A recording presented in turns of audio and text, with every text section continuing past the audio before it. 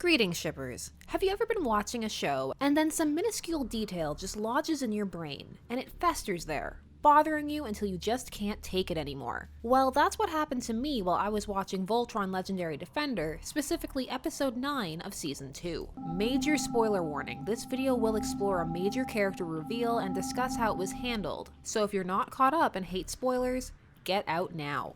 Okay, now that they're gone, it's time to talk about Korra Keith.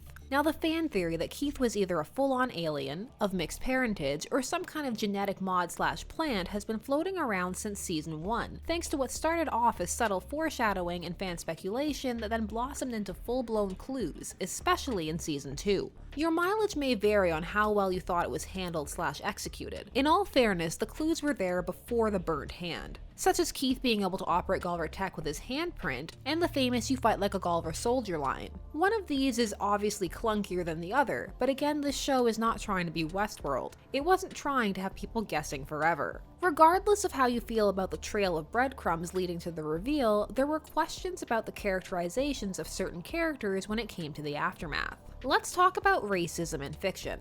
Racism is unfortunately a part of life. Some people, regardless of race, are fortunate enough to rarely experience it, while for others, it is a daily lived experience. As such, fictional works will often take it upon themselves to attempt to depict this reality. Sci-fi is often in a unique position to do this in that its stories will often feature characters who are already othered, i.e. people with powers or aliens. Thusly, these people and their stories can be used as allegories for real-world situations in a way that can be a step removed, hence making it more bearable for a lot of viewers/readers, but still recognizable. This kind of xenophobia and racism is employed after Keith is revealed to be somehow descended from a Galra bloodline. First up, Elora, who is rather suddenly being thrust into some romantic foreshadowing with Keith, which many feel came out of nowhere. Which is a separate issue, but in this show, yes, it did kind of just suddenly appear. But there are hints based upon the original Voltron series. And lest we forget, some on this creative team have a history of thrusting relationships upon its audience with what some feel is incomplete buildup.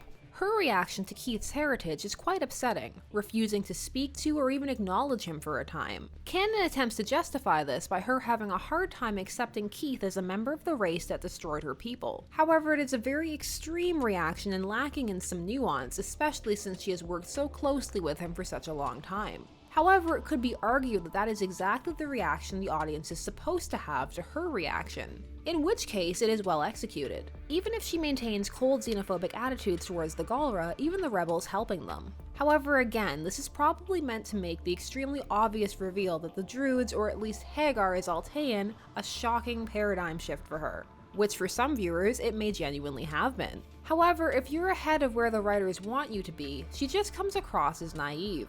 Or perhaps you find her reaction to be entirely justified. Again, however, it must be noted, a younger target audience means that different choices can and may be made about how information is conveyed, especially when it comes to attempting to elicit a particular emotional response. But that's not what stuck with me about his reveal. For me, I kept coming back to episode 9, the belly of the Weblum. This is your standard tiny people inside a body episode, a la Fantastic Voyage, only they don't have to shrink down. In this episode, Keith and Hunk are on a mission, and Hunk is going to provide all of the comic relief, as always. However, his comic relief in this episode tends to center around Keith's history-altering discovery, and the jokes he cracks would normally be deemed pretty racist. We have such gems as, "Galver Keith is so much funnier than regular Keith. Just how Galver are you exactly? And what, do all you guys know each other?" For these, I like to play the game replace the adjective, which in this case would be Galra, and then put in another descriptive race word. How does it sound now? This can be described as casual racism, which is defined as one form of racism. It refers to conduct involving negative stereotypes or prejudices about people on the basis of race, color, or ethnicity. Examples include jokes, offhanded comments, and exclusion of people from social situations on the basis of race. Now, many are taking this as another attempt at a realistic reaction. However, the attempted comedic tone feels off. Is this awkwardness intentional or born of the fact that these are actually supposed to be comedic lines? Many find casual racism completely acceptable and don't see the big deal brushing it under the rug, preferring to focus on the more overt, say Elora. However, it is by ignoring casual racism that it is allowed to thrive and foster. In my research for Klance and just the show in general, I found very few were even discussing this aspect of the show. show, instead getting excited about character reveals and the possible arrival of LGBTQ representation in Season 3, which are both very exciting.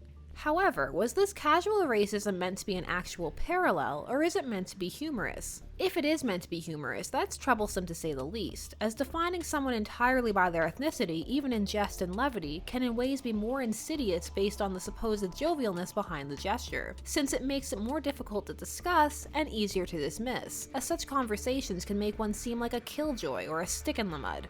Humor can also be used to mask an ignorance just as profound or cruel, not to mention how Keith is referred to as Galra by many of the characters, erasing any human part of his identity, either culturally or biologically. This can be seen as a direct parallel to the erasure that those of interracial pairings often experience, with one or more whole segments of their heritage completely erased in favor of the one people wish to assign them. And this assignment is usually based upon this other person's own bias and expectations. So if the attempt was to explore genuine reactions based upon Keith's character reveal, which was itself based upon typical xenophobic or racist reactions, is it successful? Or is it simply a bit too quickly handled to have the proper effect? And many others feel that the reactions of characters in this specific area were mishandled or given inadequate time or weight. I wanted to talk about this, specifically the casual element, because I don't see a lot of people talking about it, and I want to know what people think. It seems slightly hypocritical to pull the "it's just a cartoon" element on this issue while simultaneously holding this cartoon up as, say, a progressive look at PTSD or potential trans issues. A show can handle some things well and other things badly. Or perhaps it's handling nothing at all, and this is an example of viewers placing their own expectations and life experiences upon a text. Or it could also be the writer's attempts at actual humor, which is of course subjective. What many find offensive, and to use a now maligned word, problematic, is hilarious and necessary for others. What do you think about characters' reactions to Keith's heritage, and how deliberate do you think they were? Hopefully Keith gets some more nuanced development around him and his history. One can only wait until Season 3 to find out. Until then, share all your thoughts and let me know if you've ever found yourself stuck on some small portion of an episode in a much longer story. What was it? Share your stories down below. This was Shipper's Guide to the Galaxy. Thanks so much for watching. Follow me on Twitter to stay up to date, and as always, stay tuned, for there are as many ships out there as there are stars in the sky.